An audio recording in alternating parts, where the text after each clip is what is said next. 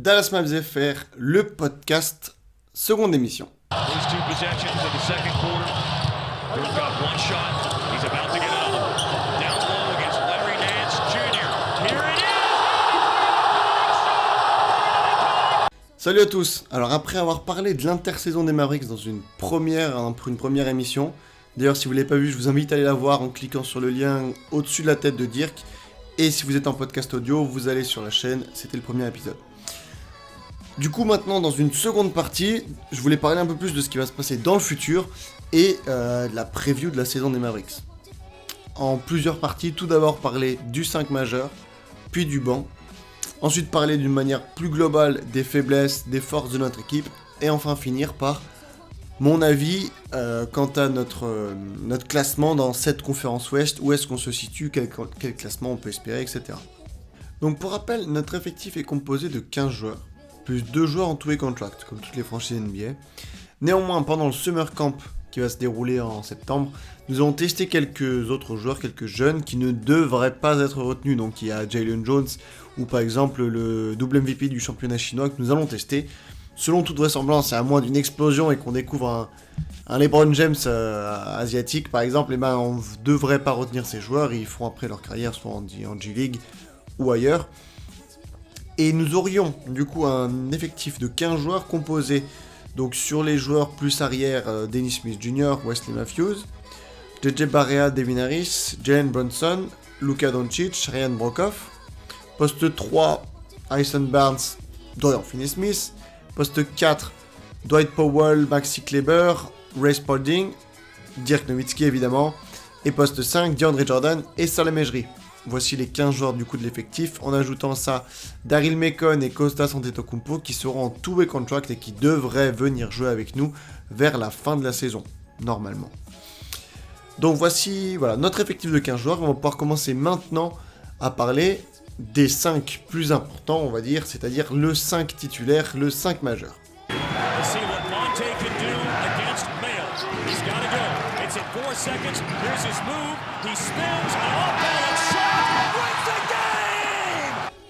Alors le 5 majeur, il comporte déjà 4 éléments où il n'y a aucune question à se poser. On les connaît déjà, c'est-à-dire Dennis Smith Jr. au poste de meneur, DeAndre Jordan au poste de pivot, et ensuite Doncic au poste 2-3 et Barnes au poste 3-4. La première grande question qu'on a, c'est de savoir qui de Wesley Matthews ou de Dirk Nowitzki va passer sur le banc. On rappelle que les deux étaient dans le 5 majeur l'année dernière, mais maintenant qu'on a Doncic qui est arrivé et DeAndre, il y en a un des deux qui va forcément devoir démarrer sur le banc. Donc, on va voir un petit peu les forces et faiblesses qu'ont chacun de ces joueurs par rapport à avoir leur place dans le 5 majeur. Donc évidemment, Wesley Matthews, en défense, il est bien plus solide que Dirk, comme quasiment tous les joueurs de la ligue, mais en défense, c'est un bon défenseur.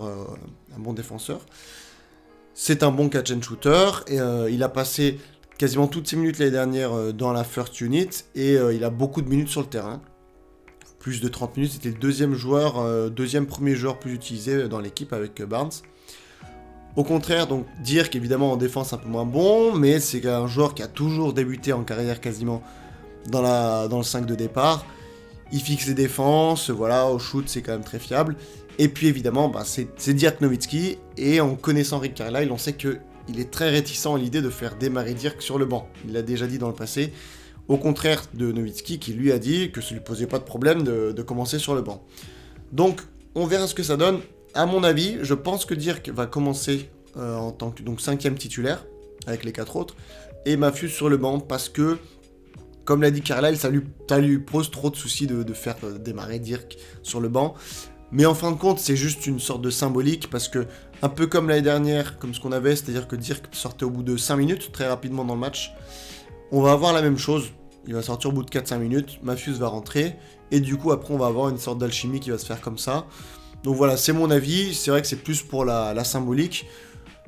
À mon avis, le 5 de départ sera composé du coup de Dennis Smith Jr., Luka Doncic poste 2, Barnes poste 3, et ensuite Nowitzki et DeAndre Jordan poste 4-5.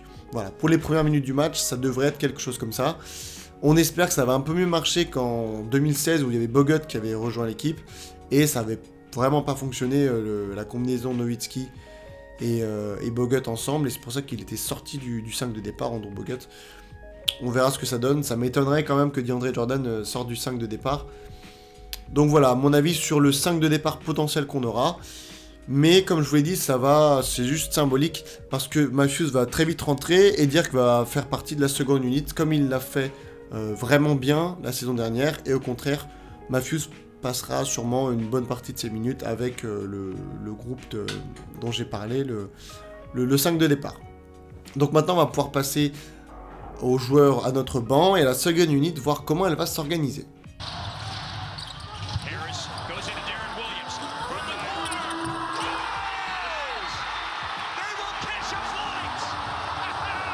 Donc maintenant, on va pouvoir parler de notre banc.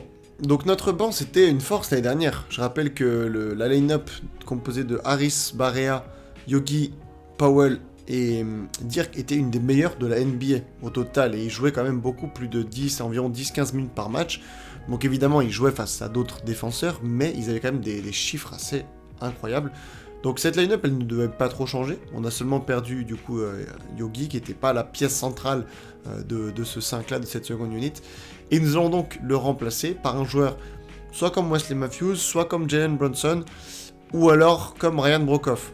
Dans tous les cas, cette line-up qui du coup va arriver vers la fin du premier quart-temps, qui va faire après le début du deuxième, et en seconde mi-temps qui fera tout le début du quatrième, fin du troisième, elle est assez bonne.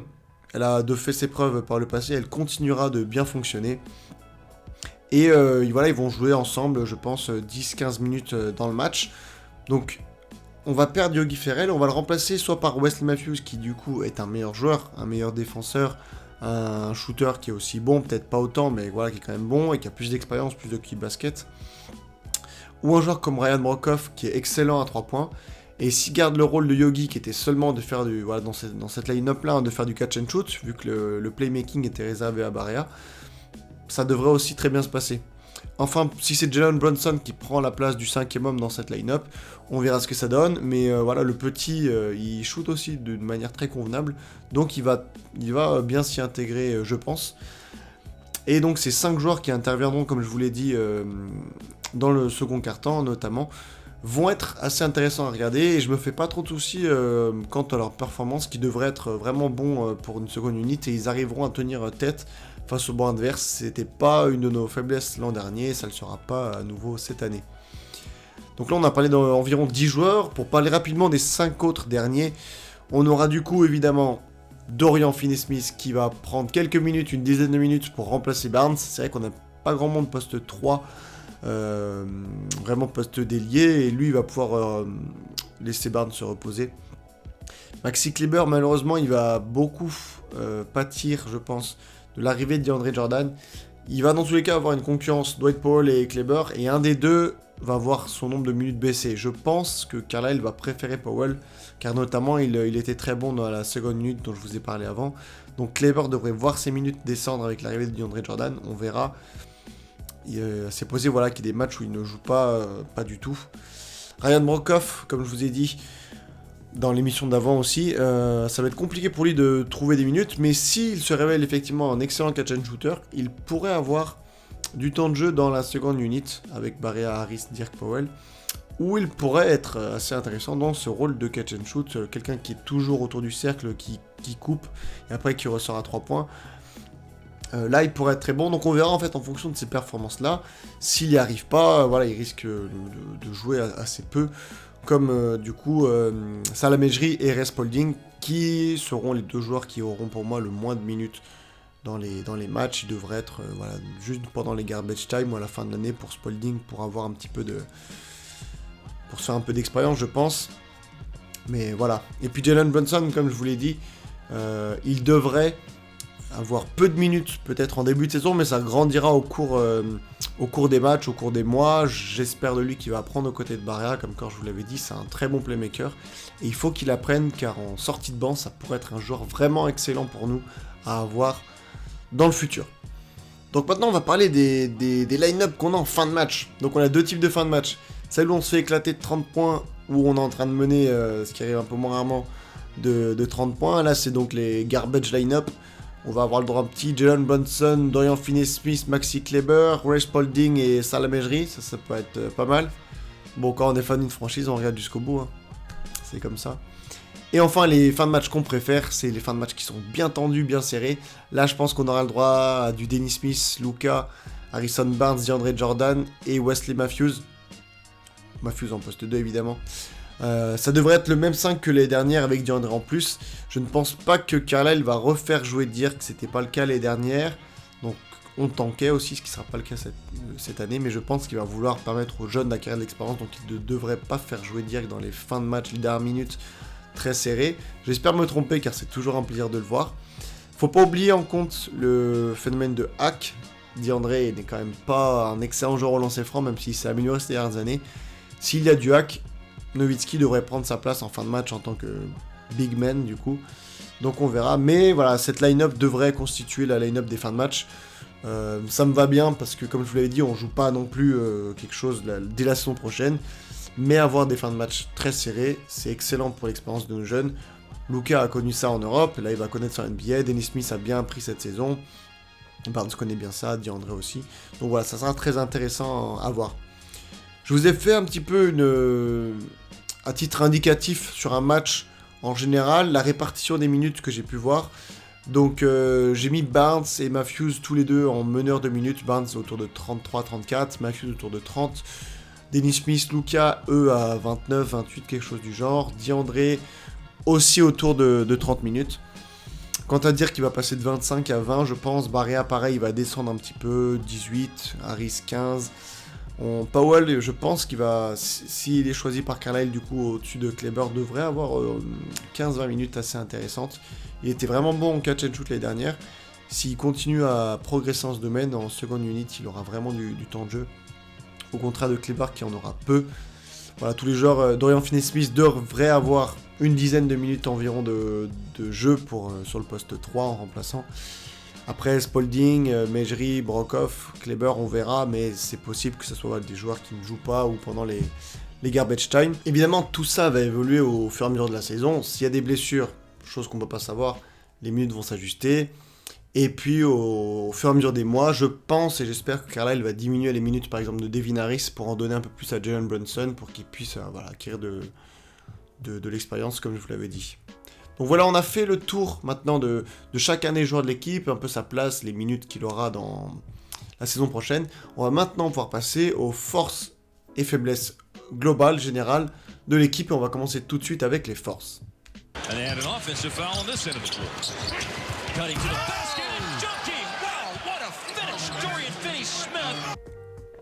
Alors pour moi les forces, j'en ai noté 6. 6 forces majeures de l'équipe, des points positifs. Il y en a d'autres évidemment, mais là c'était histoire de faire quelque chose d'un peu regroupé. Dans un premier temps, j'ai mis notre banc, notre seconde unit, comme je vous en ai parlé, elle était vraiment bonne l'année dernière. Et elle va continuer à donner des bons chiffres, à nous relancer dans les matchs des fois là où on se rend en difficulté. Donc ça c'est un premier point qui est très bon. Deuxième point qui est bon, c'est qu'on a des playmakers qui sont assez intéressants. On a Barea qui est un très bon playmaker. Il y a Luka Doncic qui est évidemment excellent, on l'a vu en Europe. On verra ce que ça donne en NBA, mais normalement, on ne devrait pas avoir trop de soucis à se faire. Jalen Brunson aussi, qui était excellent à Villanova et qui devrait continuer à proposer quelque chose d'intéressant. Donc on n'a pas non plus un Chris Paul dans l'effectif, mais on a plusieurs joueurs qui savent très bien proposer en termes de playmaking, et ça sera une de nos forces. On aura toujours un joueur sur le terrain, je pense, qui sera capable de mener une attaque, de lancer un système. Troisième force que j'ai notée, c'est les shooters à 3 points.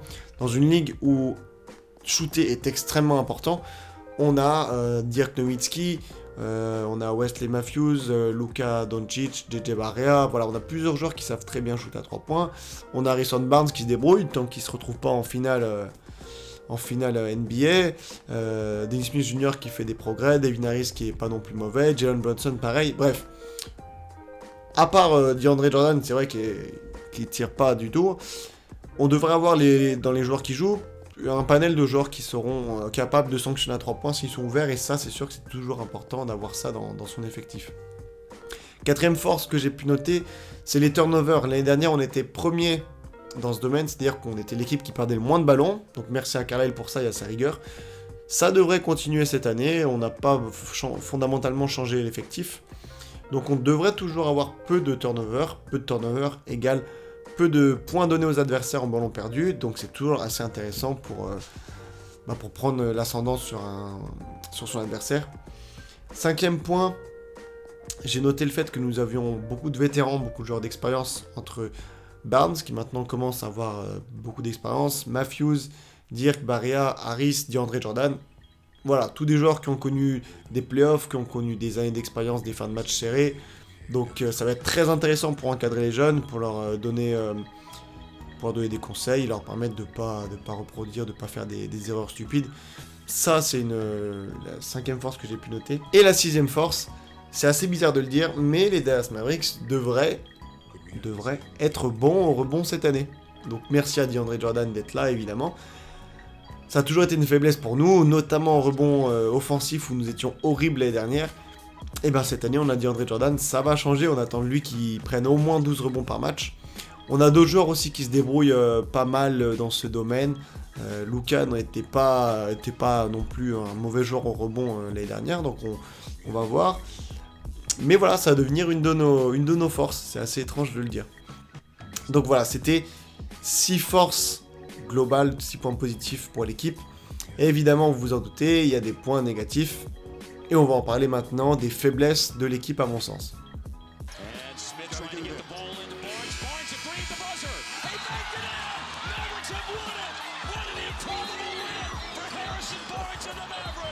Donc tout d'abord, la plus grande faiblesse, celle-là elle est vraiment énorme, c'est qu'on n'a pas une superstar, on n'a pas un go-to guy. Voilà, Barnes, c'est pas son rôle. Aujourd'hui, si on dit qui est le franchise player des Mavericks, on serait presque tenté de dire Barnes, mais c'est pas son rôle. Comme je l'avais dit dans le précédent podcast, il est bon en tant que 3e, 4e option offensive, mais pas en tant que franchise player. Et dans une ligue où on voit que sans All-Star, sans Superstar, on ne peut rien faire, c'est évidemment une grosse faiblesse pour nous, sachant que c'est compliqué aussi d'avoir DeAndre Jordan en franchise player, c'est même pas possible. Voilà, il faut laisser le temps. Dennis Smith Jr. ou Luka Doncic, les deux sont trop jeunes pour l'instant pour être des franchise players en NBA, parce que c'est vrai que Luka Doncic, il était quasiment déjà au Real de Madrid. Dirk Nowitzki, évidemment, il est trop vieux. Donc voilà, il faut laisser le temps, ça arrivera. Il faut aussi se remémorer du passé et de toutes ces très belles années qu'on a eues avec Dirk, qui était franchise player et qui a permis à l'équipe, depuis le début des années 2000, d'être la 2e équipe avec le meilleur pourcentage de victoires en saison régulière. Il faut jamais l'oublier, ça, derrière les Spurs. Donc voilà, grosse faiblesse pour l'équipe de ne pas avoir ce go-to guy, cette superstar. Ça arrivera, mais en tout cas, c'est pas pour cette saison. 2e faiblesse, évidemment, c'est la défense. On manque deux joueurs excellents en défense. On en a plusieurs. Hein. Wesley Matthews est bon en défense. DeAndre Jordan se débrouille plutôt bien. Barnes aussi. Luka Doncic, ça va. Mais voilà, on a Dirk Nowitzki, on a JJ Barea, David Harris, on a vraiment des joueurs qui en défense sont pas très bons. Et donc, pour contenir des meneurs super athlétiques, Damian Lillard, Russell Westbrook, je sais que c'est déjà compliqué pour les équipes qui ont des bons meneurs défenseurs, mais pour nous, ça va être vraiment très compliqué. Et je nous vois mal réussir à contenir ce genre de joueurs-là en dessous de très bons scores. Donc on verra ce que ça va donner, mais pour moi, la défense individuelle, en tout cas, va être une assez grosse faiblesse pour l'équipe. Pour la défense plutôt collective, là, encore une fois, je compte sur Carlisle pour arriver à nous avoir quelque chose de décent. Il l'a fait dans le passé quand il fallait pas tanker, avec une équipe vraiment moyenne. Hein. Je vous renvoie aux saisons de 2015, 2014, non pas 2014, 2013, 2016.